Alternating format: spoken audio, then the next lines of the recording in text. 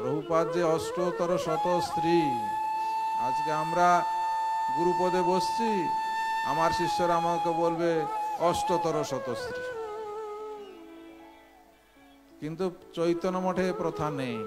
ভক্তিবিলাস তীর্থ গোস্বামী মহারাজ লিখেছিলেন, একটা বইতে দেখাতে পারবেন?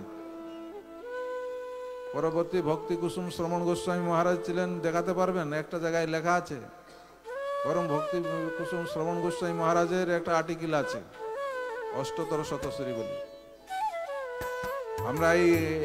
আমরা এই যে প্রভুপাদের ম্যাগাজিনটা বের করেছি, প্রভুপাদ বৈজয়ন্তী, সেই আর্টিকেলটা এর মধ্যে আছে। সুতরাং সিদ্ধান্ত জানতে হবে, চৈতন্য মঠের শিষ্য হলে জানতে হবে যে কাকে অষ্টতর শত স্ত্রী বলতে হয়। তাই ভক্তিবিলাস তীর্থ গোস্বামী মহারাজ নিজের পূজা নিজে করেননি। দেখিয়েছেন তার জীবিত থাকার সময় তার কোন শিষ্য তার আবির্ভাব তিথি পালন করেছে? করেননি।